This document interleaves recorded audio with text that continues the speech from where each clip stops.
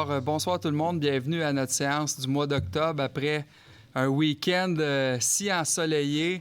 Mais on était content d'être de retour au travail aujourd'hui. Puis avant qu'on commence, on a la chance d'avoir avec nous des représentants de la Légion royale canadienne. Et je vais tout de suite vous céder la parole pour les mots d'introduction. Merci, Monsieur le maire, conseiller, conseillère. Merci de nous recevoir de nouveau pour le déroulement de la proclamation de la campagne du Coquelicot 2023. L'historique du Coquelicot. À chaque mois de novembre, des coquelicots apparaissent sur les revers et les cols de la population du Canada. Ils représentent depuis 1921 le symbole du jour de souvenir. Il est le rappel visuel de notre engagement à ne jamais oublier tous ces Canadiens et Canadiennes décédés en temps de guerre et lors d'opérations militaires. Sur le plan international, le Coquelicot représente le souvenir collectif. En effet, d'autres nations ont aussi adopté son image pour honorer ceux et celles qui ont consenti au sacrifice ultime. Soyez informés que cette année, c'est le 70e anniversaire de l'armistice, soit la fin de la guerre de Corée. Je demanderai à tous de vous lever pour la prière.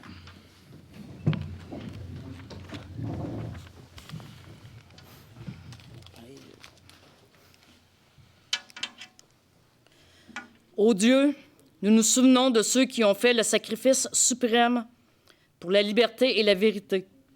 Nous recommandons leur âme dans ta demeure éternelle et nous prions pour que nous soyons dignes de leur sacrifice. Aide-nous à continuer à perpétuer la mémoire de nos camarades décédés en rendant service à notre pays, à notre communauté et à nos camarades, en se rappelant notre engagement solennel. Nous te prions. Seigneur, Dieu des armées, sois notre secours. Nous nous souviendrons.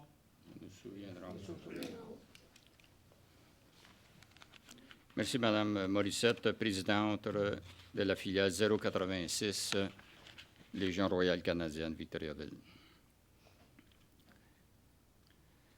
Soldats morts au service de la patrie, guerre 1914-18, capitaine Abbé Crochetière, soldat Eugène Auger, soldat Jérémy Desloges, soldat Willy Marchand, soldat Maurice Martel. Guerre 39-45. Officier Charles Tourville, officier Roger Lambert, sergent Maurice Renaud, sergent Gabriel Maheu, soldat René Langlois, soldat Maurice Roux, soldat Jean-Paul Houle, soldat Fernand Poudrier, soldat Jean-Paul Boudreau, soldat Richard Lagacé, matelot Roger Goujon, aviateur Armand Gauthier, soldat Jean-Paul Terrien. Guerre de Corée, 1950-1953. Soldat Albert Fortier, soldat Gérard Leblanc. Mission Athéna, Afghanistan, 2002 à 2012. Major Joseph Yannick François Pépin. Caporal Yannick Scherer, tous décédés au combat. Je demanderai qu'on garde 1 minute de silence.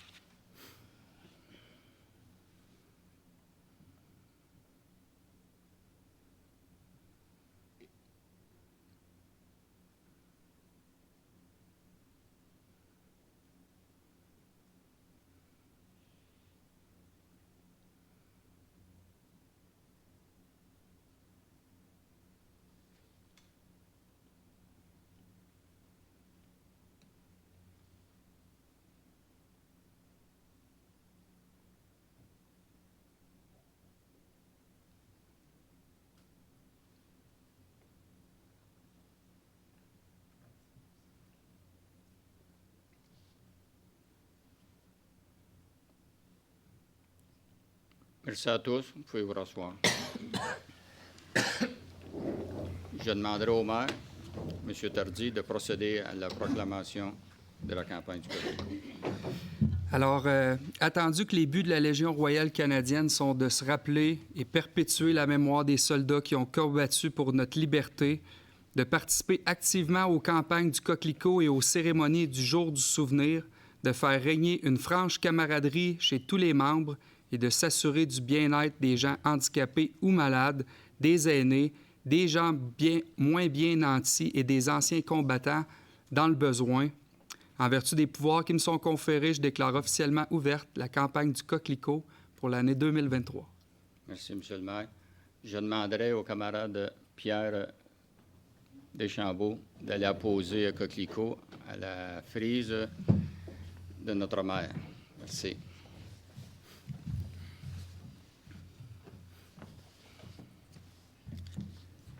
Arrête le sang, ça part avec l'eau chaude. Merci beaucoup. Merci. Messieurs, dames, vous pouvez apposer votre Coquelicot. Merci.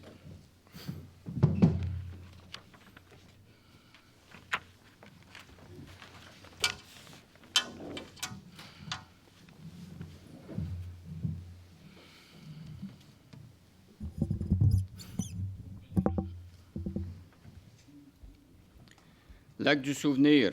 Ils ne vieilliront pas comme nous, qui leur avons survécu. Ils ne connaîtront jamais l'outrage, ni le poids des années. Quand viendra l'heure du crépuscule et celle de l'aurore, nous nous souviendrons d'eux. Monsieur le maire, conseiller, conseillère, merci encore une fois de nous avoir reçus cette année. Merci à vous. C'est un plaisir. Merci beaucoup. Bonne campagne. Merci beaucoup. M. Tremblay, vous pouvez quitter.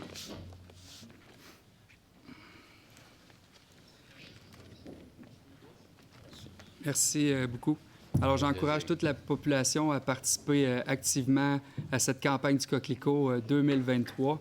Puis, en commençant, j'aimerais revenir sur un sujet d'actualité.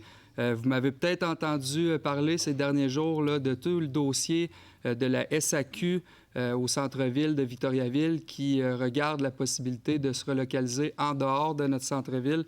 Vous le savez, je ne suis pas quelqu'un qui fait des grandes frasques ou qui prend position de façon intensive dans des dossiers en opposition au gouvernement, parce que j'ai toujours cru dans le monde municipal, on avait des outils pour être en mode solution, et que c'était ce que les citoyens s'attendaient de nous. Et dans le dossier de la SAQ, bien, c'est pourquoi j'ai fait une sortie publique, c'est que j'ai profondément la conviction qu'on a utilisé la majorité de nos cartes et que c'est une décision qui est en contradiction profonde avec ce que le gouvernement nous demande comme élus, comme ville, soit de dynamiser, de développer nos centres-villes pour offrir des services de proximité aux citoyens qui y habitent. Puis on le sait, le centre-ville d'une ville, bien, c'est là que la vie se crée, c'est le poumon économique et culturel, commercial d'une municipalité. Puis on entend bien faire tout en notre pouvoir pour garder cette institution importante, selon nous, au centre-ville.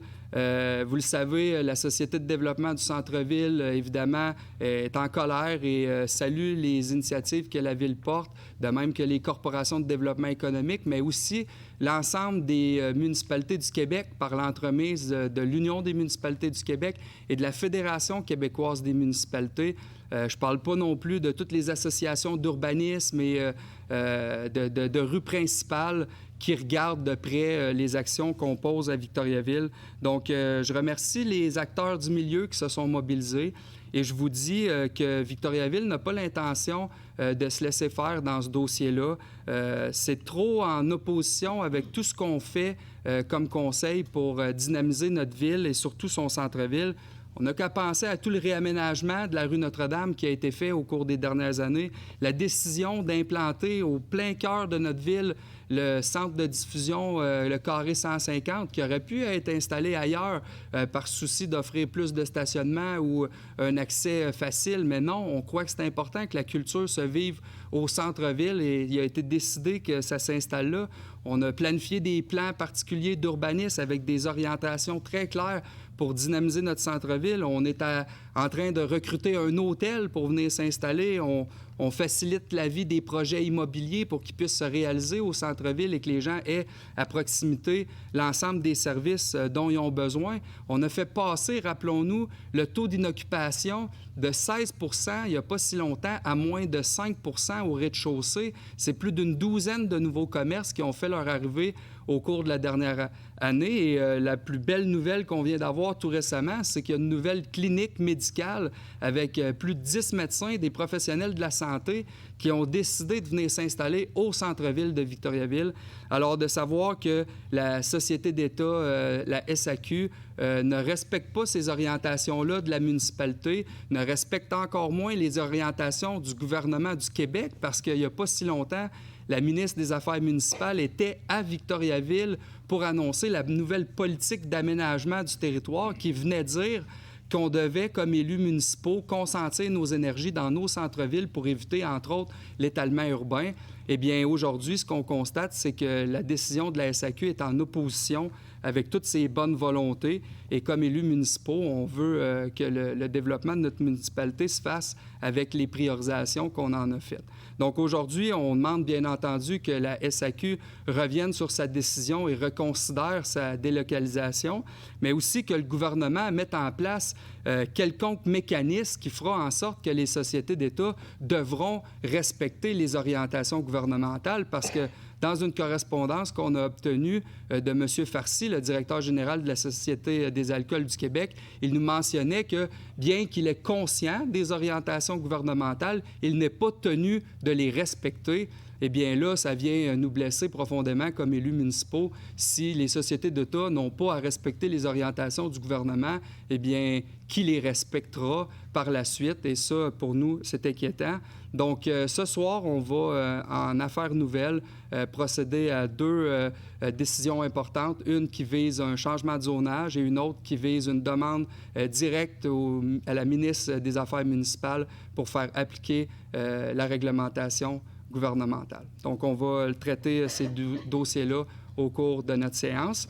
Puis, sur une note un peu plus positive, disons-le ainsi, on a eu des rapports de permis de construction qui vont bon train à ce stade-ci de l'année, avec l'ajout de 273 nouvelles unités d'habitation sur le territoire, comparativement à 184 pour la même période en 2022. On en entend parler partout, là, l'enjeu de l'habitation, et Victoriaville fait pas fi de ça, mais on a décidé au conseil municipal, face à ce défi-là, qu'on allait être proactif. On a modifié plusieurs règlements de zonage pour permettre la réalisation de projets rapidement. On a mis sur pied une carte interactive qui vient faciliter la vie des promoteurs pour voir dans quel secteur de la ville ils peuvent développer des projets rapidement.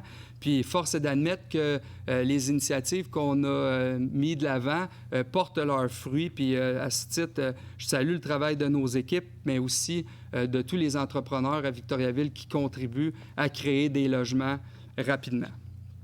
Donc, c'est ce qui nous amènerait à notre séance de ce soir, avec l'adoption de l'ordre du jour tel qu'il vous a été présenté, mais l'ajout des deux points dont je viens de faire référence. Yannick Poisson, Caroline Pilon. Approbation des procès-verbaux des séances tenues les 5 et 18 septembre 2023. Est-ce que tout était conforme, ça allait? Alexandre Côté, Yannick Poisson. Proclamation de la Journée internationale pour l'élimination de la pauvreté qui sera faite par Chantal. Monsieur le maire, alors, attendu qu'il y a lieu de proclamer la Journée internationale pour l'élimination de la pauvreté le 17 octobre 2023, que le 17 octobre marquera cette année le 36e anniversaire de la Journée mondiale contre l'extrême pauvreté et le 31e anniversaire de la Journée internationale pour l'élimination de la pauvreté, telle que décrétée par l'ONU. Attendu que cette journée permet de rendre hommage aux milliers de personnes souffrant de la pauvreté de par le monde et à leur courage quotidien, et de reconnaître que la solidarité mondiale est essentielle et que nous avons une responsabilité partagée pour éradiquer la pauvreté et combattre toutes les formes de discrimination. Attendu que, ici même au pays, Le contexte économique et social aggrave la situation des plus vulnérables et affecte de manière importante la situation de la classe moyenne par son appauvrissement, notamment en regard de l'inflation et de la crise du logement. Attendu que Victoriaville a inscrit au plus profond de ses actions les valeurs de justice, de solidarité et d'inclusion, qui se traduisent notamment par l'effet de ses politiques sociales et de son soutien aux organismes communautaires de la municipalité. En conséquence, il est attendu que la Ville de Victoriaville proclame le 17 octobre 2023 Journée internationale pour l'élimination de la pauvreté et remercie celles et ceux qui travaillent sans relâche, jour après jour, pour aider les autres à sortir de la pauvreté. Le Conseil municipal invite la population et les organismes à renouveler leur engagement, à poser des gestes de solidarité et de bienveillance envers celles et ceux qui vivent dans un contexte de pauvreté. Merci beaucoup. James Casey et Chantal. Oh. Parfait. Demande au ministère de l'Environnement, de la lutte contre les changements climatiques et de la faune et des parcs en vue de participer au programme de traitement des matières organiques par biométhanisation et compostage. Il s'agit d'autoriser M. Jean-François Morissette à adresser une demande au ministère pour participer à ce programme. Caroline Pilon. Yannick Poisson. Liste des comptes pour le mois de septembre 2023, totalisant 9 856 644 $. Yannick Poisson. Yannick Fréchette. Rapport sur l'état des taxes impayées. Donc, il s'agit du dépôt du rapport concernant l'état des taxes et créances impayées à la Ville de Victoriaville en date du 25 septembre 2023, conformément aux dispositions de l'article 511 de la Loi sur les cités et villes. Il n'y a pas de vote. Il y a un dépôt. Parfait. Modification à être apportée à la résolution numéro 450-08-23 concernant l'acquisition de bornes de recharge double pour véhicules électriques.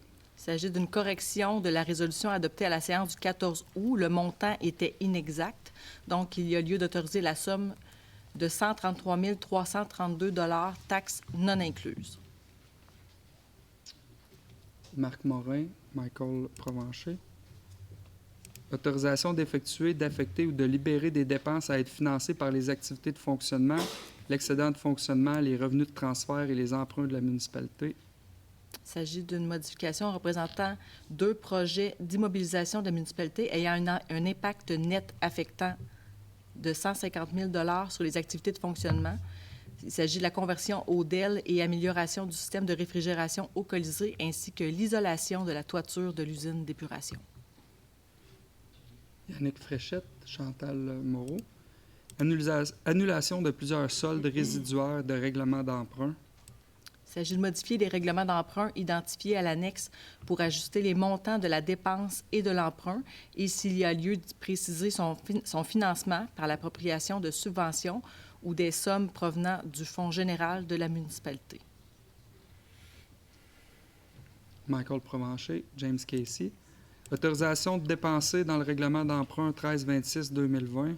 Donc, il s'agit d'autoriser la dépense pour l'aménagement des bureaux de la CRV au complexe Sanimark pour 203 000 $ et la réfection du terrain de tennis extérieur du Parc de l'Île pour 509 000 $. Benoît Gauthier, Caroline Pilon. Résolution de concordance de courte échéance et de prolongation relativement à un emprunt par obligation au montant de 15 538 000 $ qui sera réalisé le 17 octobre 2023. Il s'agit d'une résolution nécessaire afin de rendre conformes les règlements d'emprunt en fonction de l'émission des obligations. Michael Provencher, Yannick Fréchette. Demande d'admissibilité à la reconnaissance municipale de l'organisme Ensoleillement. Donc, il y a lieu de reconnaître l'organisme Ensoleillement à la reconnaissance municipale dans la catégorie organisme d'action communautaire urgence sociale. Patrick Paulin, Yannick Poisson. Demande d'admissibilité à la reconnaissance municipale de l'organisme Club de Bridge des Bois-Francs. Il s'agit d'admettre l'organisme dans la catégorie organisme de loisirs adultes. Yannick Fréchette, Chantal Moreau. Versement d'un don reçu aux fêtes victoriennes. La Ville de Victoriaville remet à l'organisme Les Fêtes victoriennes la somme de 1 000 $ en vue du financement de ses activités. James Casey, Marc Morin. Offre des services reçus pour des travaux de concassage de matériaux secs recyclés.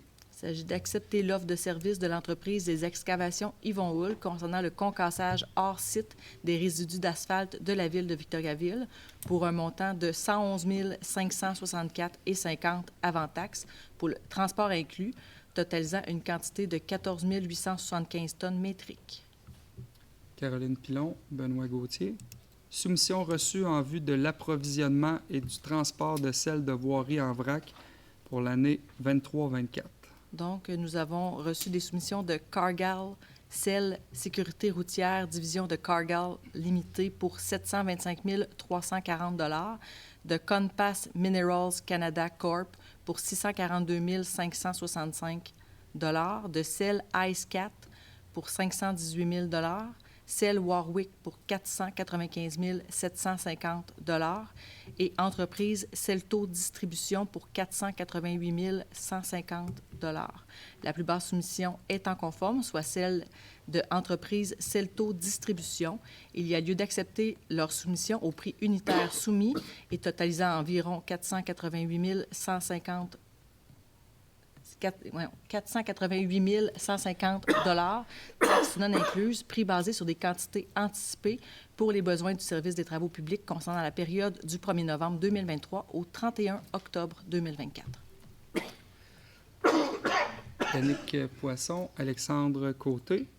Création d'un poste professionnel contractuel d'agent de communication, division des relations citoyennes au sein du service des communications et des relations citoyennes. Donc, il y a lieu d'autoriser le directeur général, la greffière et la directrice du service du capital humain à signer pour et au nom de la Ville de Victoriaville une lettre d'entente à intervenir relativement à la création d'un poste contractuel et de procéder à la création, sur une base contractuelle, d'un poste professionnel d'agent de communication, division relations citoyennes, pour permettre d'entreprendre les démarches de communication inclusive afin d'améliorer la compréhensibilité du message dans les communications.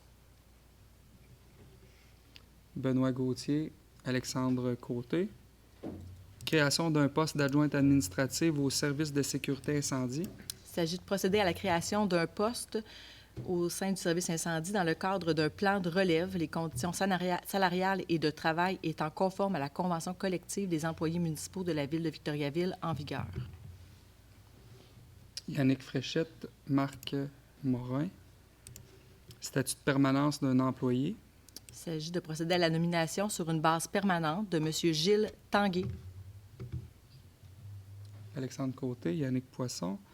Déploiement du Bureau du développement durable.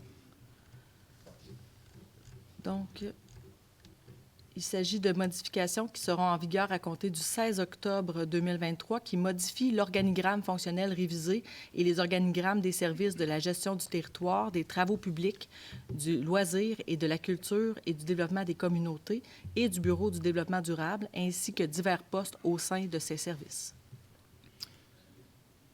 Caroline Pilon, Patrick Paulin.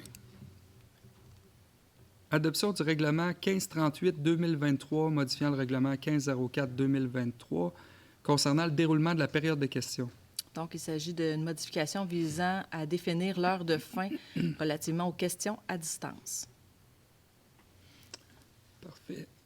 James Casey, Chantal Moreau. Demande de dérogation mineure concernant l'immeuble situé au 359 rue Giroir. Est-ce que des personnes dans la salle sont présentes concernant les dérogations mineures? Non. Donc, on va les adopter en bloc, Monsieur le maire. Donc, pour le 359 rue Giroir, il y a lieu d'accorder les dérogations mineures aux conditions suivantes. Soit le fond de l'enseigne doit être de couleur foncée, de telle sorte que seules les lettres ou le logo soient rétro-éclairés et les aménagements au pied de l'enseigne détachée doivent être réalisés et également l'enseigne détachée existante doit être retirée.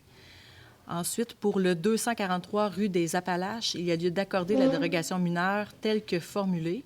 Pour le 20 rue Cartier, il y a lieu d'accorder la dérogation mineure conditionnellement à ce que les arbres prévus le long de la ligne avant soient plantés.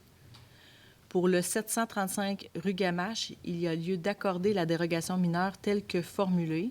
Pour le 113 rue Buisson, il y a lieu d'accorder la dérogation mineure telle que formulée.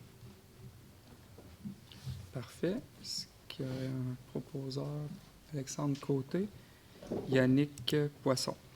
Rapport du comité consultatif d'urbanisme de la Ville de Victoriaville relatif à des projets ayant trait au plan d'implantation et d'intégration architecturale.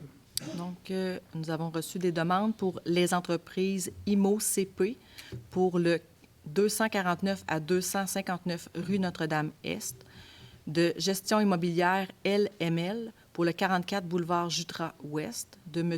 Marc Charpentier pour le 1085 rue Gamache, place Luxor pour le 197 à 213 rue Notre-Dame-Est, de M. Raphaël Blondin pour le 912 à 918 boulevard des Bois-Francs-Sud, de construction Roger Bourassa pour le 21 rue Marc, de l'Hôtel-Dieu d'Athabasca pour le 5 rue des Hospitalières, de M. Rémy Champagne pour le 5 à 5A rue Éon, de placement Yvon Rondeau pour le 401 boulevard des Bois-Francs-Sud, de 9381-5900 Québec Inc. pour le 793 à 795 boulevard des Bois-Francs-Sud, de Mme Joanne Barry et Claude Boucher pour le 241 à 245 rue Notre-Dame-Ouest, de 94 14 40 37 Québec Inc. pour le 70 boulevard Arthabasca-Ouest,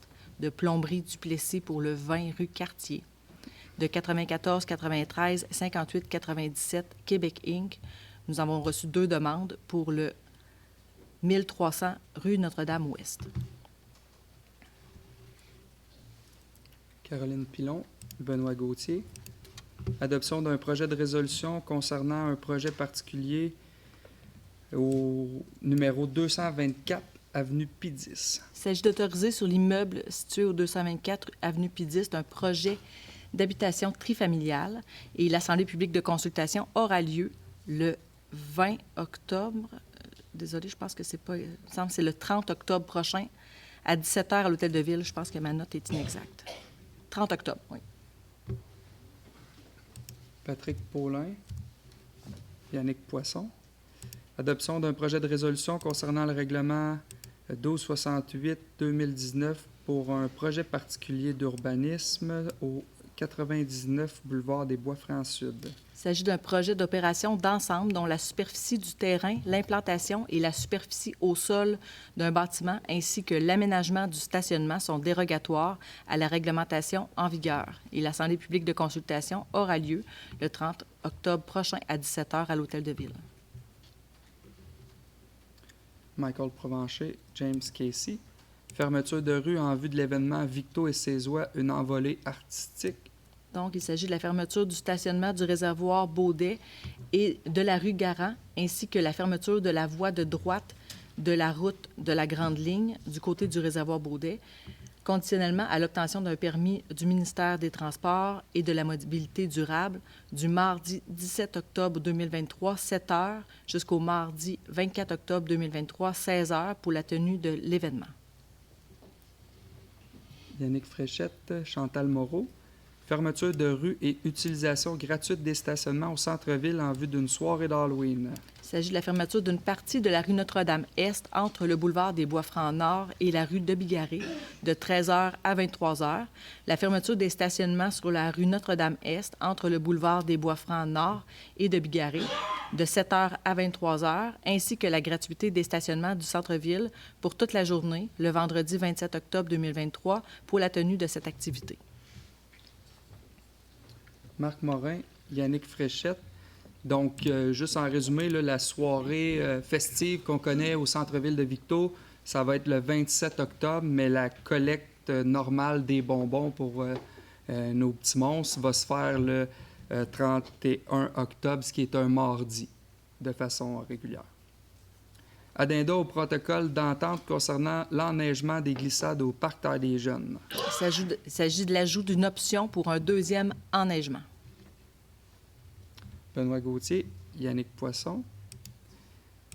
Entente à intervenir pour l'aménagement du parc à neige au Parc Terre des Jeunes. Il s'agit de l'aménagement du parc à neige au Parc Terre des Jeunes pour les saisons hivernales de 2023 à 2026. Yannick Poisson. Patrick Paulin. Protocole d'entente de collaboration pour les situations d'insalubrité dans les habitations de la MRC d'Arthabasca. Il s'agit d'un protocole visant à coordonner les actions des intervenants pour agir de façon concertée dans le cas de situations d'insalubrité, et cela au bénéfice des individus, de l'entourage et ultimement de l'ensemble de la communauté, dans le respect de la mission et des rôles respectifs de chacune des organisations et des autres acteurs. Patrick Paulin. Benoît Gauthier. Protocole d'entente concernant l'utilisation de la Vélogare du Grand Tronc comme bureau d'information touristique. Il s'agit d'entériner la signature de M. Yves Arcan, directeur général, pour et au nom de la Ville de Victoriaville, du protocole d'entente tel que soumis. Yannick Poisson. Alexandre Côté. Procédure de vente pour taxes. Donc, il s'agit d'autoriser la greffière à vendre les immeubles dont les taxes foncières sont impayées à l'enchère publique au bureau du conseil ou à tout autre endroit désigné dans l'ordonnance pour la Ville de Victoriaville. Michael Provencher. Yannick Fréchette. Avis d'intention concernant le projet de regroupement des offices d'habitation du Centre du Québec. Il s'agit d'appuyer la démarche d'optimisation des offices d'habitation du Centre du Québec et d'exprimer une préférence pour la création d'un office d'habitation pour la région Centre du Québec. Patrick Paulin. Caroline Pilon. Adoption du calendrier des séances ordinaires du Conseil municipal pour l'année 2024. Donc, il s'agit d'établir le calendrier des séances ordinaires du Conseil municipal de la Ville de Victoriaville pour l'année civile 2024, en conformité avec les dispositions de l'article 319 de la Loi sur les cités et villes. Michael Provencher, James Casey. Pour ceux qui se le demandent, la majorité du temps, ça va demeurer le premier lundi du mois, Sauf à la semaine de relâche, au retour des vacances de la construction. à quelques exceptions. C'est ça. Super. Projet d'acte à intervenir concernant la vente d'un terrain situé en bordure de la rue Archibald Campbell. Donc, il s'agit d'autoriser la vente à la CIV, à la Corporation d'initiative industrielle de Victoriaville, le lot numéro 6 583 903 du cadastre du Québec aux conditions énoncées à l'acte préparé par Maître Anne-Marie Saint-Louis, notaire. Michael Provencher, Yannick Fréchette. Nous en serions rendus aux affaires nouvelles avec les 2 points qu'on a ajoutés au tout départ, avec, pour commencer, un avis de motion à être donné d'un règlement modifiant le règlement de zonage numéro 1261-2019 et dépôt du projet de règlement. Donc, il s'agit d'une modification visant à interdire les commerces dont l'usage est uniquement relié à la vente de produits alcoolisés, sauf dans les zones composant le centre-ville ainsi que dans le pôle commercial d'envergure régionale situé le long du boulevard Arthabasca. Très bien, merci. Donc, comme mentionné brièvement d'entrée de jeu, comme élus municipaux, on a ce pouvoir-là d'aménager notre territoire en fonction de nos règlements de zonage pour identifier les différentes vocations qu'on voit pour différents types de commerces. Et dans le cas présent, bien, on vient spécifier de façon claire les endroits où on voit des commerces spécialisés dans les ventes de produits alcoolisés se développer sur notre territoire. Et on dépose ce soir un avis de motion dans ce sens-là. Résolution concernant le respect des orientations en aménagement du territoire par le ministère et les organismes sociétés d'État. C'est un autre point qu'on a souhaité ajouter en lien avec la situation qu'on vit avec la Société des alcools du Québec. Et je vous en fais la lecture, pas mal tout y est, puis ça démontre un peu l'état d'âme dans lequel on se trouve en lien avec les récentes décisions en lien avec la SAC. Alors, considérant que la ministre des Affaires municipales et le ministre de la Culture et des Communications ont rendu public le 26 juin 2023 une proposition de nouvelles orientations gouvernementales en aménagement du territoire et que ces orientations sont fondamentales pour le déploiement de toutes les activités de l'État dans les régions du Québec. Considérant que le gouvernement du Québec doit donner l'exemple et assurer le respect de ces orientations par la totalité de ces ministères et organismes, et que le président de la Société des alcools du Québec a indiqué dans une lettre qui m'était adressée il y a 16 jours après l'annonce du ministère, qu'il considère que sa société n'a pas à se conformer aux orientations gouvernementales en aménagement du territoire et que ça contredit totalement ce que la ministre venait de dire, considérant que la société d'État décide de son propre chef de ne pas respecter des orientations fondamentales de son principal actionnaire, considérant que la Fédération québécoise des municipalités a publié un document politique sur l'aménagement en décembre 2022 dans lequel il identifiait très clairement l'absence de cohésion dans l'action des ministères et organismes comme une des principales sources de problèmes en aménagement du territoire, considérant que si une société commerciale, propriété du gouvernement peut ne pas respecter une orientation gouvernementale pour des motifs commerciaux, il est certain que l'ensemble du secteur privé agira de même et que la mise en place de la politique et des orientations sera sans aucun effet. Considérant les orientations gouvernementales en aménagement qui ne doivent pas s'appliquer seulement qu'aux municipalités, mais bien à l'ensemble des acteurs, que l'adhésion et la mobilisation des municipalités locales et régionales doivent bonifier l'aménagement du territoire au Québec. Le gouvernement doit s'assurer du respect de ces orientations par tous ses ministères et organismes. Et donc, la Ville de Victoriaville dénonce l'intention exprimée par le président de la Société des alcools du Québec dans sa lettre du 12 juillet 2023 de ne pas se conformer aux orientations gouvernementales en aménagement du territoire et de ne considérer que des aspects liés à une certaine profitabilité hypothétique pour prendre sa décision. Donc, la Ville de Victoriaville demande à la ministre des Affaires municipales, au ministre des Finances et au gouvernement du Québec de demander à la SAC de se conformer aux orientations gouvernementales et de déposer à l'Assemblée nationale une modification urgente à la loi sur l'aménagement et l'urbanisme pour assurer le respect des orientations gouvernementales en aménagement du territoire pour la totalité des ministères, organismes et sociétés d'État québécois. Tout est dit. Patrick Paulin, Caroline Pilon. On en serait maintenant rendu aux interventions des membres du Conseil. Est-ce qu'il y avait des interventions? Marc Morin, oui. Oui, Monsieur le maire. Un sujet, excusez, un sujet important avec tous les cas de noyades qui ont eu lieu au Québec depuis 2 ans. C'est des cours de natation gratuits que Victoriaville offre maintenant à sa population. Eh bien, Victoriaville a reçu un prix, le prix ambassadeur coup de cœur, remis par la Société de sauvetage du Québec. Et tout ça a fait que notre initiative a suscité beaucoup d'intérêt dans le monde municipal. Il y a d'autres municipalités qu'on sait qui se sont informées, qui veulent faire comme nous, puis c'est très important. Parce que c'est pas juste une bonne idée, hein, c'est une question de sécurité pour l'accès à l'eau, pour prévenir des noyades. Donc, on continue à offrir ces cours gratuits-là qu'on a offerts l'an dernier. Pour cet automne, on a déjà près de 140 jeunes nageurs qui se sont inscrits au cours nageur 1 à la piscine Édouard Dubord. Donc, c'est une initiative de la municipalité, puis on a pris conscience qu'on devait agir pour prévenir les noyades. Super, merveilleux, merci. Patrick Paulin?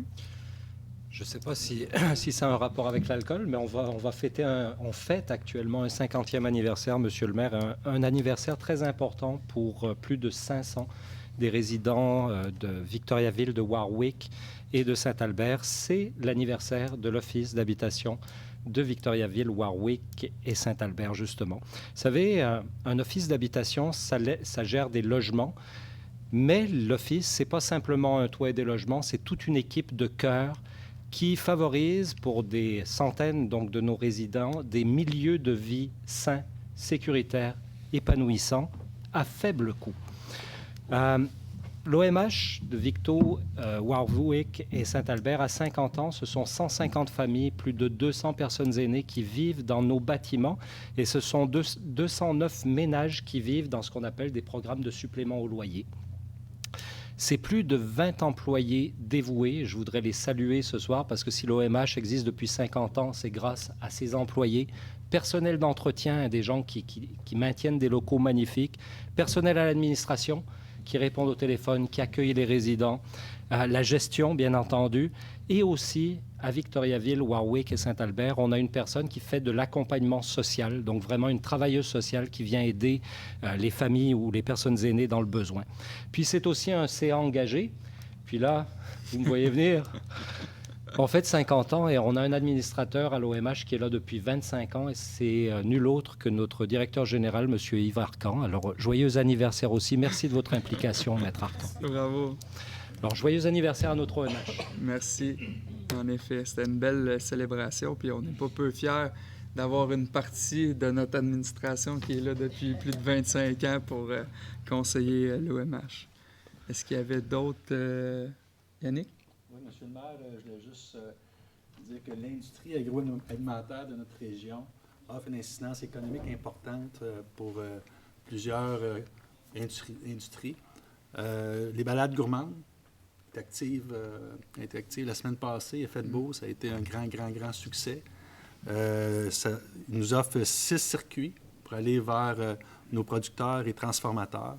Il reste la fin de semaine prochaine encore. Donc, j'invite les gens de l'extérieur de notre région et les gens ici de notre région d'aller visiter ces gens-là qui travaillent très fort pour nous offrir des produits extraordinaires. Donc, profitez-en de la semaine prochaine. Soyez encore au rendez-vous. Merveilleux. Je suis allé la semaine dernière, c'était plein, sincèrement. Ça attire beaucoup de monde, c'est le fun. Yannick Poisson? Du niveau sportif, là, une petite minute pour féliciter le Cactus de Victoriaville qui est en finale de la Ligue baseball majeure du Québec et qui ont pris la devant 2-1 là, grâce à une victoire de 12-4 pas plus tard qu'hier à Actonville. Ils seront en action mercredi à Victo. Puis les Tigres de Victoriaville aussi ont commencé leur saison. S'en vont dans les Maritimes. Ils seront de retour la semaine prochaine à Victoriaville. Donc, allez les encourager, ça vaut la peine. En effet, on espère qu'ils vont gagner la Coupe.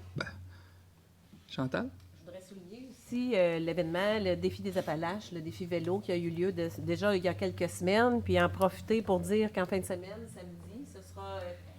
De par notre organisme, le grand défi, le défi des bois et le défi des familles qui aura lieu au Parc Terre des Jeunes.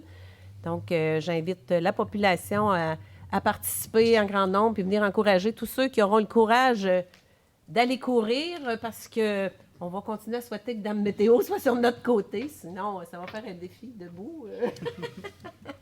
Voilà. Super. Merveilleux. Ça faisait le tour pour les interventions. On serait donc rendu à la période des questions.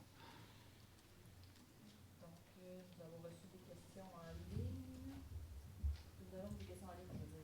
Absolument, Madame la greffière. Donc, la première question de M. Mathieu Fréchette. Pourquoi le maire semble-t-il travailler davantage pour le centre-ville et ses commerçants plutôt que pour l'intérêt des citoyens?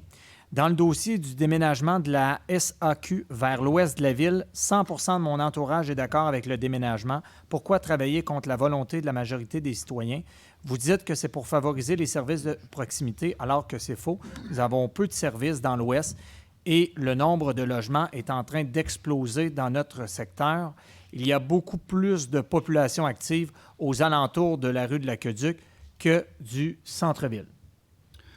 Bon, tu sais, du développement à Victoriaville, il s'en fait dans tous les secteurs, puis c'est ça qu'on souhaite. Maintenant, pour la succursale de la SAQ au centre-ville, elle est là depuis plusieurs dizaines d'années, puis elle joue un rôle important dans toute l'armature commerciale qui se développe au centre-ville, puis c'est pourquoi on met des efforts à la maintenir là. Tu sais, quand on pense à toute ville dynamique, vibrante, ben c'est dans le centre-ville qu'on y retrouve les restaurants, les commerces, les produits comme la SAQ. Donc, pour nous, c'est important, puis c'est surtout important pour l'ensemble des commerçants du centre-ville qui, au cours des dernières années, ont eu certaines difficultés aussi avec la pandémie et tout le reste. Puis là, bien, de voir un commerce attractif comme la SAQ, parce que, rappelons-nous-le, là, la SAQ, c'est un monopole. Donc, les gens, inévitablement, n'ont pas le choix de s'y rendre pour acheter leur bouteille de vin. Inévitablement, ce que ça fait, c'est que ça amène de l'achalandage dans les commerces avoisinants. Donc, tout le monde en bénéficie de la localisation de la SAQ au centre-ville. Et pour nous, c'est important et c'est en parfaite adéquation avec ce qu'on veut développer comme centre-ville. Donc, c'est pourquoi on tient à ce qu'elle y demeure. Mais pour tous les secteurs de la municipalité, on est très favorable au développement et à une offre commerciale diversifiée. Mais dans le cas précis de la SAQ, on juge qu'il est important qu'elle reste au centre-ville. Merci beaucoup. La deuxième question de Mme Annie Roy. À l'automne 2021, une pétition a été transmise à l'attention de M. Alexandre Côté en vue de créer un ralentissement automobile pour la sécurité des citoyens de la rue Montfaite et Lanouette, ainsi que pour les résidents des jardins du parc.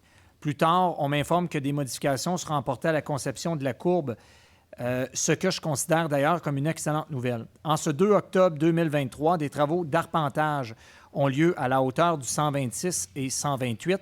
On m'informe d'un possible projet de trottoir. Ceux-ci ne permettront malheureusement pas aux automobilistes de comprendre qu'il est plus important de réduire la vitesse. Donc, les deux questions vont comme suit. Si la réalisation de dos d'âne semble impossible, pourrions-nous penser à une intersection surélevée au croisement des rues Montfaite et Lanouette? Ensuite, avec des trottoirs et une largeur de rue comme la nôtre, comment envisagez-vous le stationnement de nos visiteurs? Je ne pourrais pas vous dire pour le cas précis là, quelles mesures seront mises, là, mais j'ai discuté avec le conseiller du secteur, là, Alexandre Côté, qui va entrer en contact avec vous là, pour faire le suivi de différentes possibilités. Puis on va aussi faire le suivi auprès de notre équipe là, des transports là, pour voir quels sont les aménagements potentiels. Évidemment que s'il y a une problématique de vitesse ou de dangerosité en lien avec la courbe, on va mettre les moyens en place pour limiter la vitesse là, autant que possible. Mais un suivi sera fait soit de la part du conseiller ou de notre équipe rapidement. Effectivement, j'ai contacté Mme Roy à 3 reprises aujourd'hui, donc 2 fois juste avant la présente séance. Puis, considérant la première question, là, pour un ajout d'une intersection surélevée, considérant que c'est une nouvelle demande, là, initialement, c'est une demande de dos d'âne qu'elle avait faite dans le passé, mais considérant une nouvelle suggestion, on va l'emmener au comité de transport là, pour analyser. Voilà. Super, merci beaucoup. La dernière question en ligne de M. Maxime Laflamme. Dans un article paru le 28 septembre dernier dans la presse, on apprenait que plus de 3,3 millions de mètres carrés de milieux humides avaient été rasés à jamais en 4 ans seulement. Est-ce que la biodiversité est une priorité pour la ville de Victoriaville? Si oui, compte-t-elle affirmer son leadership de berceau du développement durable en protégeant plus que toute autre ville du Québec les quelques espaces naturels qui lui restent? Rappelons que la ville de Victoriaville n'a pas tenu bon de se prononcer sur ses ambitions et c'est suite à la conférence de l'ONU sur la biodiversité qui s'est tenue au Québec l'automne dernier. Il faut peut-être juste dire que les millions là, de lieux humides, c'est pas à Victoriaville là, qui ont été rasés, c'est ailleurs au Québec. Là. Mais en lien avec la question sur la biodiversité, qui en est une très bonne, puis oui, Victoriaville a l'intention d'être le leader en lien avec les mesures qu'elle met en place au niveau de la biodiversité. D'ailleurs, afin de s'assurer d'être les leaders, ça fait déjà plusieurs mois qu'on planche sur un projet qui viendra protéger plusieurs espaces naturels de Victoriaville afin d'y protéger d'une part, mais aussi développer la biodiversité sur le territoire de Victoriaville. Donc, c'est une annonce qui est prévue dans les prochaines semaines et qui se fera en collaboration avec des joueurs crédibles du milieu de la conservation. Donc, j'ai bien hâte d'en faire l'annonce, mais entre-temps, il y a quand même une panoplie de mesures qui sont mises en place sur le territoire de Victoriaville qui sont chères, mais on a dans notre colmateur de faire mieux, puis on va vous en faire part très prochainement. C'est complet.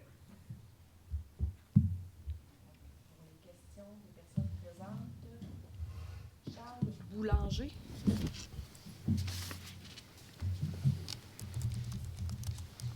Pour commencer, j'aimerais féliciter M. Arcan pour ses 25 ans à l'OMH. C'est quand même très bien. J'ai 2 questions. La première s'adresse à mon conseiller. Je ne sais pas c'est lequel secteur de la rue Trottier à Arthabasca. C'est M. Provencher. Si on fait la chronologie, j'ai appelé ici et on m'a dit de faire Québec 511 au niveau des plaintes et requêtes. C'est que au coin de la rue Trottier, maintenant que la rue Giroir est fermée, on n'est pas capable de sortir du quartier. En temps normal, on a de la misère à sortir parce qu'il y a beaucoup, beaucoup de circulation. Fait que moi, j'ai demandé à ce qu'ils installent un arrêt temporaire et on m'a répondu, je donne suite à votre signalement du 8 septembre dernier concernant l'ajout d'un panneau de signalisation, entre parenthèses, arrêt, dans la zone de travaux au pont au coin de la rue Trottier. J'ai transmis vos observations ainsi que votre proposition au chargé de projet. Ce dernier se chargera de communiquer les informations à l'entrepreneur. Je ne sais pas si vous pouvez aller voir l'entrepreneur, mais quand on regarde la rue Trottier, Trottier-Boisfranc, il y a une école primaire qui est de l'autre côté. Ça roule excessivement vite. On oublie que c'est une zone scolaire. Le monde est pressé pour différentes raisons. Est-ce qu'il y a possibilité que vous allez voir l'entrepreneur et que vous lui demandiez est-ce qu'il mette un arrêt temporaire? Puis, y a-t-il moyen d'avoir une étude pour être capable de mettre un arrêt permanent? On n'est pas capable de sortir du quartier de la rue Trottier. Okay. Il y a 33 ans, ça allait super bien. On n'avait pas de problème. Mais aujourd'hui, c'est vraiment problématique. Puis là, c'est accentué en raison des travaux, là. Moi, je peux vous dire, là, le matin, à 8 heures le matin, là, ça peut prendre jusqu'à 3 minutes pour être capable de sortir parce que si la circulation vient du nord au sud, c'est parce que là, on a les lumières. Puis, quand il n'y a plus rien là, qu'il n'y a plus de circulation, ça vient tout du côté de l'Hôtel-Dieu qui descend en ville. OK. Ça fait que, puis ça roule très vite, là. OK. Puis Parfait. ça ne donne rien de dire on va mettre une police et elle va être là 2-3 jours, des étiquettes, puis après, elle va s'en aller. C'est bon. Bien, on va le regarder sans problème. Je ne sais pas si Michael... Bien, c'est sûr que pour ce qui est de l'entrepreneur, je ne peux pas intervenir auprès de l'entrepreneur. C'est déjà arrivé dans le passé qu'un conseiller est intervenu auprès d'un entrepreneur et la ville a été poursuivie. Ceci étant dit, je pense que nos services vont faire les interventions auprès de l'entrepreneur pour essayer de voir s'il n'y a pas moyen de faire ça. Pour ce qui est de la demande d'un stop permanent, on prend la demande, puis elle va être soumise au comité de circulation qui va faire l'étude justement du besoin. Puis je pense que, comme vous le dites, c'est pas nécessairement très facile de sortir de la rue Trottier. Là. Ça, c'est sûr. Puis même en temps normal, c'est pas évident. Non, c'est sûr. Parce que le problème, c'est que on dirait que la mentalité des gens sur un boulevard, c'est 70 km/h. Oui. Puis je vous dirais que c'est le même problème dans les rues un peu plus haut, la rue Verville et tout le reste, surtout avec la station d'essence qui est là. Je veux dire, quand les gens arrêtent, là, ça bloque le trafic. Puis en tout cas, il y a un problème de circulation à cet endroit-là, c'est sûr, pour sortir du quartier. Oui, puis je peux vous dire que les jeudis, vendredis, ça va attendre jusqu'à après l'école Saint-Christophe pour aller au centre-ville. OK. Bien, merci d'avoir pris le temps de nous le signifier, puis on va faire les vérifications, puis vous revenez rapidement. Ça ne prendra pas plusieurs semaines. Là. On va faire le suivi. Ça, c'est ma première intervention. La deuxième intervention, ça s'adresse plus à vous, M. le maire. On est rendu où dans les négociations avec la ville, les employés? Bien, écoutez, ça suit son cours là, entre le représentant syndical des employés puis le département des ressources humaines de la ville. Un peu avant l'été, vous vous souvenez, au printemps dernier, les discussions avaient cessé, là, les discussions ont recommencé, puis ça a négocié tout au long de l'été. Donc, on a bon espoir de pouvoir convenir d'une entente prochainement. C'est notre souhait de... Ça fait combien de temps? Ça fait 2 ans que vous êtes en négociation ou à peu près? Ça fait probablement ça. Oui.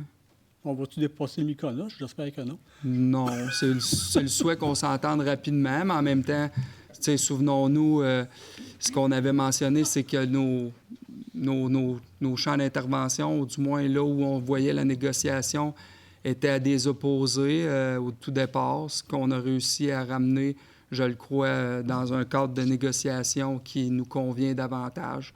Puis on veut ultimement convenir de la meilleure entente possible pour reconnaître le travail de nos employés, d'une part, bien entendu, mais aussi de respecter la capacité de payer des Victoriavillois. Là. J'ai aimé la réflexion de capacité des citoyens à payer. Exact. Je vous remercie beaucoup. C'est probablement pourquoi on ne s'est toujours pas entendu, parce que sinon, ça ferait longtemps que ça serait signé.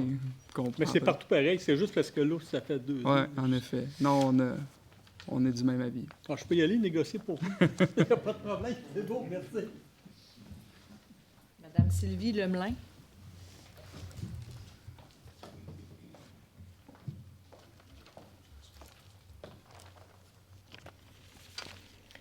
Bonsoir, messieurs, mesdames.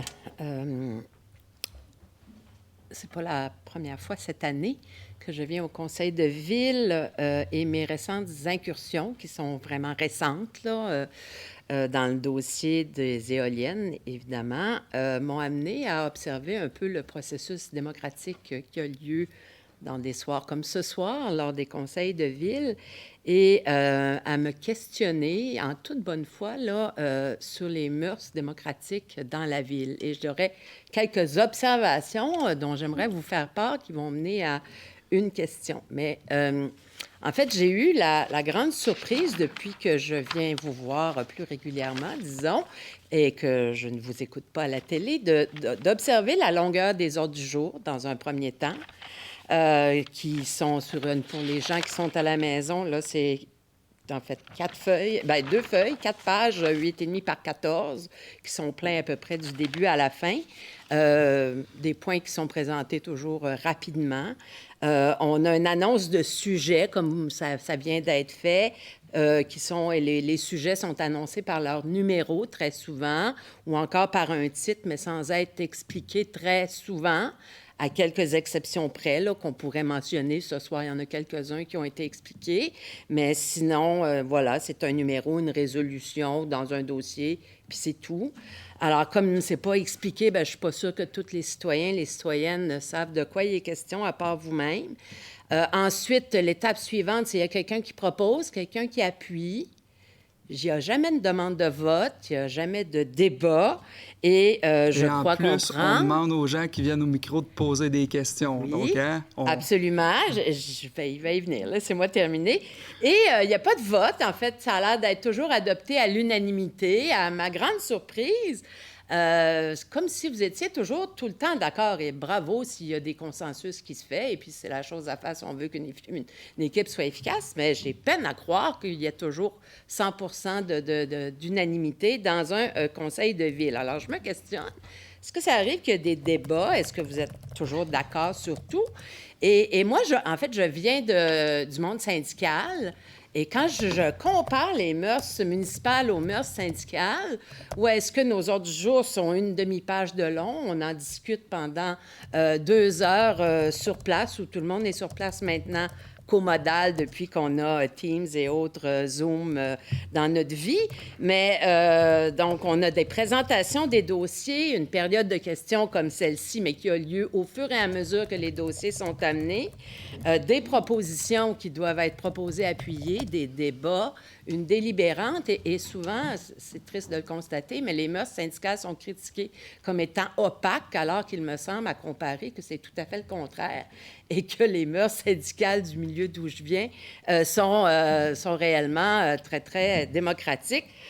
Et je dirais que les 2 seuls bons points, c'est effectivement de permettre à des citoyens, citoyennes comme ce soir de poser la question, de diffuser à la télé pour permettre au plus grand nombre, évidemment, d'avoir accès au débat, ou appelons plutôt au conseil de ville, et à ces gens-là à la maison de pouvoir intervenir en posant leurs questions. Ça, c'est très bien.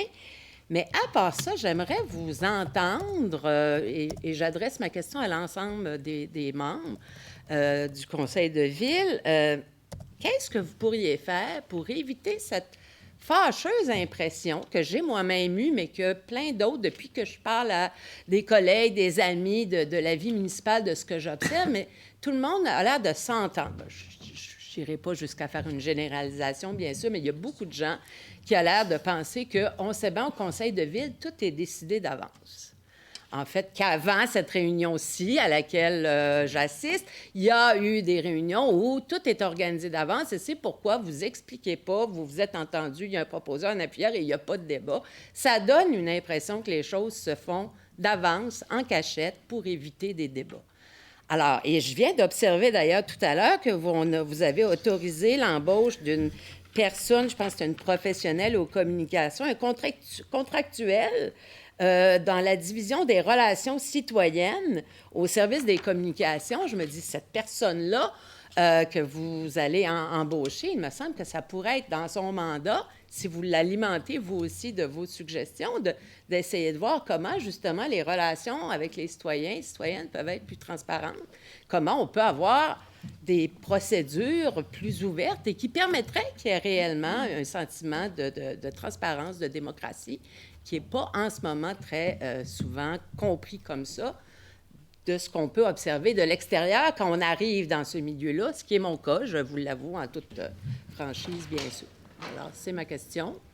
Qu'est-ce que vous auriez comme idée pour essayer d'améliorer la situation? Bon, premièrement, je vais vous rassurer. C'est clair que certaines terminologies municipales et acronymes sont difficiles à comprendre. On a tous passé par nos premières séances puis à adopter tout ce nouveau langage-là. C'est pas simple.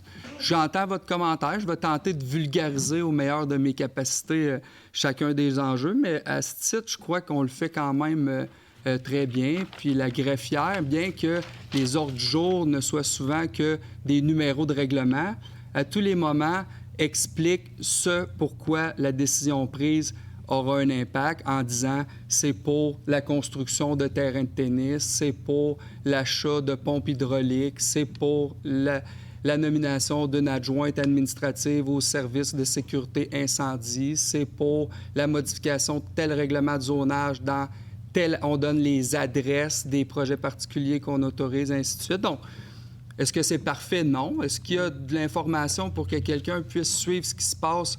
Je crois que oui. Maintenant, le fonctionnement des ordres du jour, c'est le ministère des Affaires municipales là, qui nous le propose, le format pour la communication. S'il y a des modifications à faire en ce sens-là, on pourra regarder, mais en même temps, je pense que le lieu de décision, il est ici, puis vous êtes là, puis vous avez la chance de poser des questions sur les sujets à l'ordre du jour. Donc, s'il y en a qui ne vous plaisent pas ou pour lesquels vous n'avez pas de réponse à vos questions, bien, c'est le temps de la poser, non pas dans un préambule de 5 minutes, mais en référant à un point précis, dire « j'ai pas compris, qu'est-ce que vous vouliez dire, quelle était la décision, quel projet il s'agit ». Ça va toujours nous faire plaisir d'y répondre.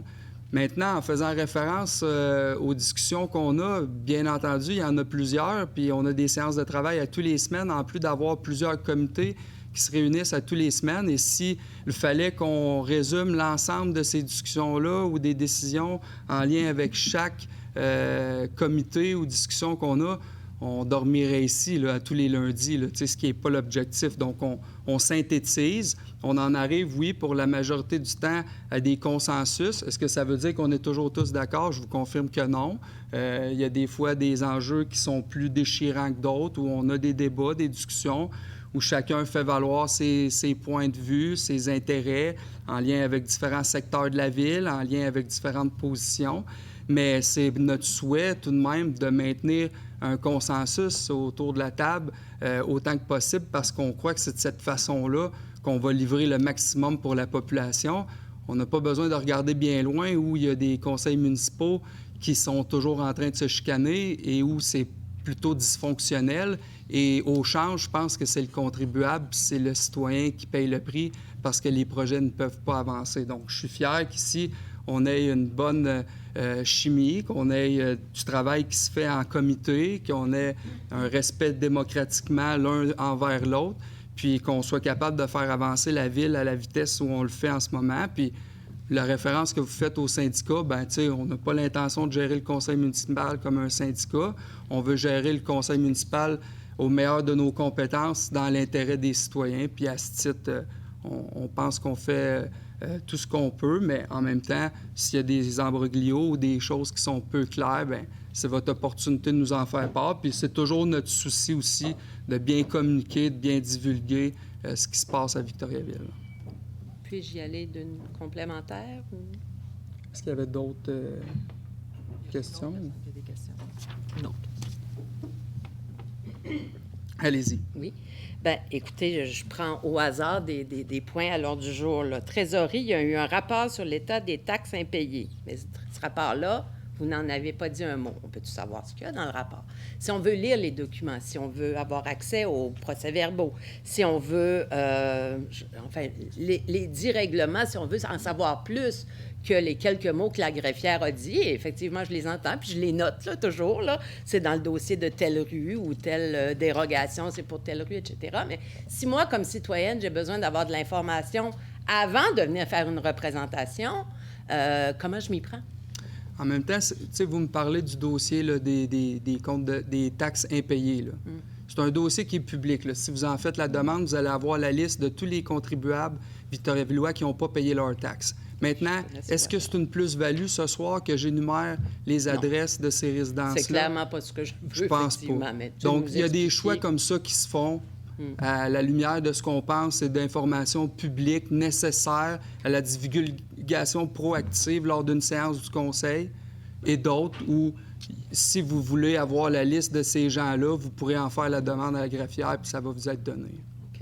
Mais c'est à titre d'exemple, là, je Bien, tiens c'est pas l'exemple du que tout vous avez à avoir choisi. ça, là, mais tous les règlements de dérogation, de modification, s'il y en a qui concernent ma rue, où est-ce que je me présente si, pour aller... si ça concerne votre rue, vous voyez exactement les adresses. Donc, vous êtes à mesure de savoir si ça concerne votre rue, puis vous pouvez poser des questions. Sinon quoi? C'est un comité consultatif d'urbanisme composé d'élus, de citoyens, de représentants de la ville qui se rassemblent pour analyser les demandes et faire des recommandations. Donc, tu sais, c'est pas des décisions qu'on prend sur un coup de tête ici même au Conseil. Ça a passé par les mailles de différents processus démocratiques avant d'arriver ici. Puis peut-être, Mme la greffière. En fait, si je peux juste me permettre un commentaire, en fait, si vous allez voir l'ordre du jour en ligne, il y a des documents qui sont liés. Les projets de règlement sont liés à l'ordre du jour en ligne. Donc, vous pouvez consulter l'ensemble des règlements qui sont adoptés lors des séances, dans un premier temps. Ensuite, quand vous voyez l'ordre du jour qui est publié, vous pouvez appeler au bureau du greffe. Il y a quelqu'un qui va se faire un plaisir de vous répondre pour vous informer sur les sujets qui sont à l'ordre du jour.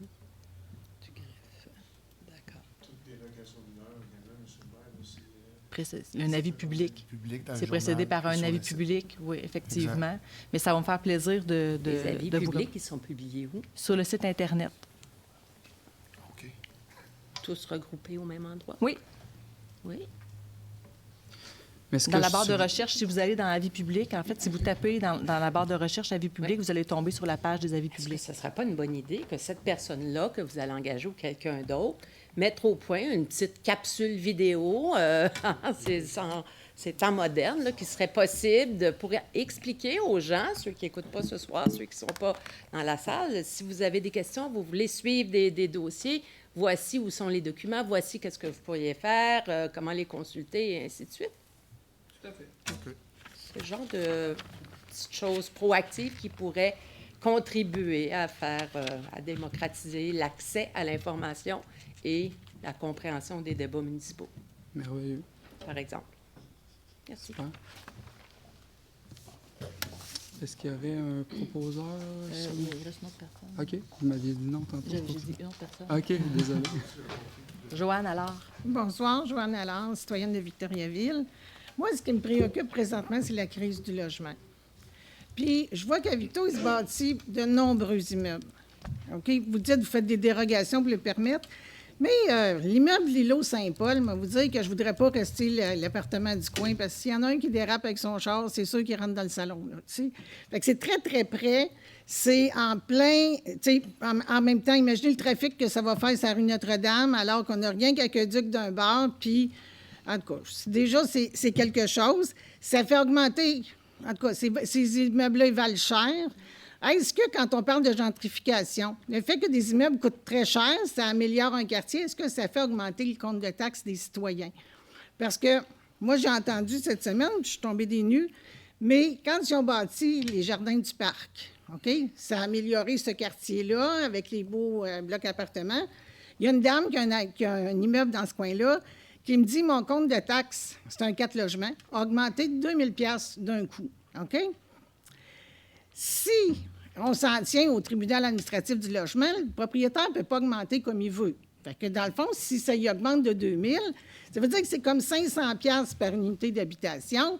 S'il a le droit de mettre 20 $ de plus sur ses loyers, bien, lui, il vient de ramasser une grosse partie de la facture. T'sais? Fait que c'est aussi ça, quelque part. Fait que là, moi, je me dis, le propriétaire d'un bar, son compte de taxes augmente de 2 000, donc c'est 500 il devrait augmenter tout le monde de 500 $ pour lui, pas payer plus cher que ses locataires. OK? Mais est-ce que la façon dont les villes fonctionnent, c'est pas aussi une façon de rempirer la crise du logement? Parce que moi, j'ai une amie, écoute, son loyer a monté de 18 $, puis elle a refusé l'augmentation auprès de son propriétaire en disant qu'il dépassait la norme. Mais le propriétaire qui vient d'acheter que son taux d'intérêt a augmenté, que les taxes augmentent, d'un côté, il n'a pas le choix, mais de l'autre bord, celui qui n'a pas les moyens de payer une scène de plus, il fait quoi?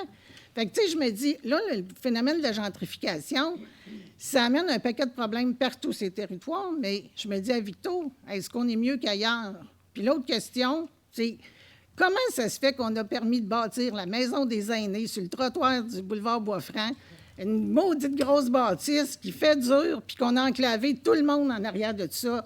Ça l'a scrappé le quartier Sainte-Famille. Fait que moi, je me dis, je ne sais pas, mais quand il arrive des affaires de même, comme citoyen, moi, je serais choquée d'avoir une maison dans ce coin-là. L'îlot Saint-Paul, à grosseur que ça a, toutes les autres maisons à côté, que c'est un quartier pauvre, là, c'est la rue Saint-Paul. Là, on bâtit une grosse bâtisse. Je ne sais pas c'est quoi qu'on pourrait faire pour que ça soit mieux, mais ça me dérange. Puis tous les gens là, qui gagnent 18 000 $ par année, là, qui sont des femmes souvent à la retraite, qui n'ont pas de fonds de pension, qui n'ont rien, bien, je me dis, où ils vont aller vivre, ces gens-là? Fait que moi, c'est ma question. Comment ça se fait que dans les façons que les villes ont de fonctionner, bien, on nuit aux propriétaires des immeubles? T'sais, c'est sûr que le propriétaire, d'habitude, est plus riche que ses locataires, mais on nuit aussi aux locataires. Donc, je ne sais pas qu'est-ce que vous pourriez faire pour améliorer cette situation-là. Bon, dans la question que vous m'avez posée, bon, il y a plusieurs choses. D'une part, l'îlot Saint-Paul, qu'on aime ou qu'on n'aime pas, c'est plus de 50 nouvelles unités d'habitation, mais vous mentionnez que ça peut amener son lot de complexité pour les résidents du secteur. En même temps, vous faites référence à la crise du logement qui dit qu'il manque de logements. T'sais, la maison des aînés, c'est des logements qui vont être disponibles pour des personnes aînées de notre territoire qui ont des besoins.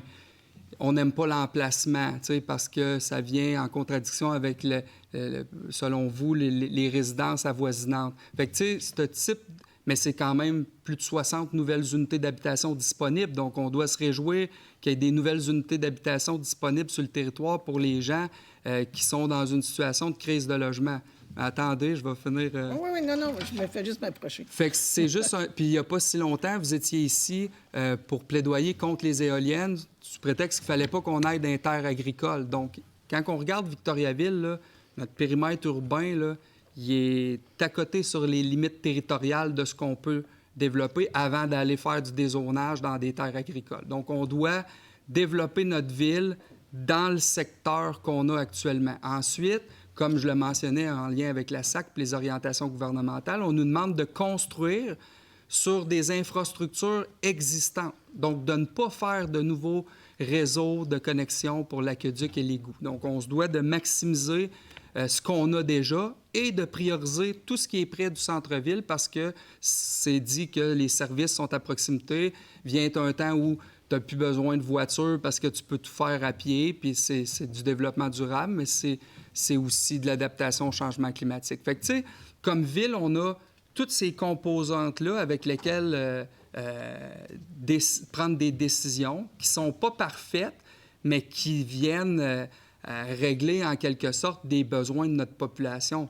Est-ce que c'est toujours la meilleure solution? Non. Quand on le regarde dans l'intérêt collectif de l'ensemble de la population, oui. Puis là, je vais vous amener sur deux sujets. Là. Vous faites référence à l'îlot Saint-Paul parce que, bon, je ne sais pas le prix qui vend ses loyers, c'est certainement pas des logements abordables. mais en même temps, on a besoin de tout type de logements sur le territoire, là. Ce ne sera pas long qu'ils vont être loués, là, ces logements-là, à même titre que l'ensemble des logements sur le territoire de Victoriaville sont loués. Plus il y aura d'offres, là, c'est un concept assez simple, parce qu'on le sait, il manque de logements actuellement. On voudrait avoir entre 3 et 5 d'inoccupation, ce qui viendrait baisser la pression sur les locataires. Mais là, en l'absence de ça, bien là, il y a une course aux enchères, puis les gens chargent de plus en plus cher, puis les gens paient de plus en plus cher, puis ultimement, c'est le citoyen qui perd au change, là. Donc, nous, ce qu'on fait, c'est qu'on permet le maximum de projets d'habitation de voir le jour. Puis là-dedans, il y en a des plus chers, il y en a des moins chers. Mais parallèlement à ça, on travaille excessivement fort sur le logement abordable avec notre organisme Innov Habitat Victo. Puis tout récemment, on a fait l'acquisition d'un premier immeuble qui venait sécuriser 22 unités d'habitation en logement abordable. On le sait, là, c'est tout juste à côté là, de l'ancienne pizzeria sur le boulevard Bois-Franc Sud.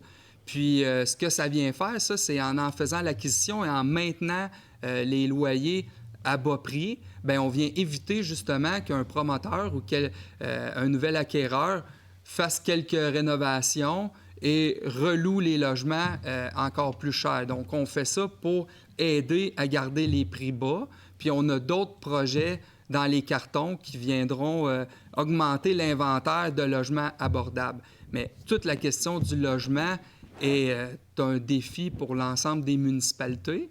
Mais quand je dis qu'on se réjouit à Victoriaville, c'est qu'il y a beaucoup de projets qui voient le jour. Puis il y a 2 ans, on était à 0,5 d'inoccupation, ce qui venait dire qu'il n'y a vraiment pas de logement disponible. Aujourd'hui, on est à 1,5 de taux d'inoccupation.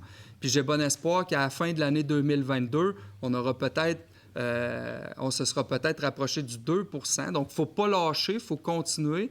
Puis, ultimement, bien, ça va avoir un impact sur les prix, puis ça va surtout aider les Victoriavillois à pouvoir se loger de façon plus raisonnable. Mais, Monsieur le maire, l'histoire de l'offre et la demande, là, présentement, il y a beaucoup de demandes, puis il n'y a pas d'offre. Fait que ça ne fera pas baisser les prix à court terme. Puis les gens qui sont pauvres, c'est eux autres qui sont... Je vais vous arrêter tout de suite. C'est eux autres qui sont... Non, mais quand on regarde une ville, est-ce que la ville elle-même, OK, avec les services de proximité, appartient-elle à tous les citoyens ou à ceux les mieux nantis? Parce que quand tu es rendu à payer 1 800$ par mois de loyer, puis 1 600$, c'est pas tout le monde qui peut se payer ça. Puis, tu sais, c'est pas votre problème. Tu sais, c'est pas de votre faute, là. Mais des fois, je me dis qu'il faudrait mettre de la pression auprès du gouvernement parce que les villes, on vous a affamés. Je m'excuse de dire le mot comme tel, mais les villes manquent d'argent. Mais si vous autres, on vous pèle dans votre cour plein d'affaires, mais il n'y a pas d'argent, mais ils pèlent chez vous. Bien, à un moment donné, ça va être aux villes de se battre avec le gouvernement parce que, comme vous vous battez pour la SAC, c'est ça qui va devoir se passer pour que les gens plus pauvres soient considérés aussi. Puis moi, ce qui me fait de la peine, Monsieur le maire, c'est que les femmes... dans les plus pauvres, parmi les personnes âgées, ce sont des femmes la majorité du temps. Je voudrais juste préciser quelque chose par rapport à la maison des aînés. Vous avez raison qu'elle est très près de la rue. Ce n'est pas un choix qui a été fait par la Ville de la mettre près de la rue comme ça. C'est le gouvernement, si vous vous rappelez, a passé une loi où il a suspendu différentes réglementations municipales, dont des réglementations d'urbanisme. Puis c'est eux qui ont choisi le site. Et puis, l'intervention qu'on a pu faire a été très limitée parce qu'ils nous disaient, bien, si on ne veut pas, on ne le fera pas, on n'est pas obligé de vous écouter. Comme ça, ce qui a été fait, c'était des décisions qui ont été prises. Le plan a été imposé par le ministère, l'endroit a été choisi par le ministère et l'implantation a été faite par le ministère. Donc, comme M. le maire disait, il y a des impératifs avec lesquels on est pris, dont des réglementations gouvernementales qui nous attachent les mains sur différentes choses. Parce que je dois avouer, en tant que président du comité d'urbanisme, c'est pas comme ça qu'on l'aurait implanté. Pas du tout. Sauf que la loi était passée, puis le gouvernement disait, bien, on fait ce qu'on veut, puis oui, on va vous écouter si ça nous tente. Puis, bien, ils n'ont pas écouté grand-chose. Ils font pareil avec la SAC.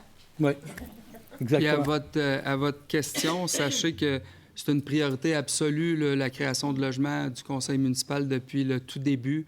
Puis on met tout en œuvre, on déploie beaucoup d'énergie, d'efforts humains, financiers pour répondre aux besoins. Puis on le sait, c'est un enjeu à l'échelle provinciale, à l'échelle nationale, mais on est proactif quand même sur cet enjeu-là, mais on est conscient de la difficulté de plusieurs à se loger à un coût abordable. Puis c'est pourquoi on multiplie les acquisitions, puis on se déploie une stratégie pour l'adresser. Là. Merci. Oui, on aurait terminé. James Casey. Alors, je vous dis bonsoir tout le monde. Bon mois d'octobre. Comme il a été mentionné tout à l'heure, il reste une dernière semaine pour les balades gourmandes. Profitez-en. Puis on se reverra le mois prochain. Merci. Bonne soirée.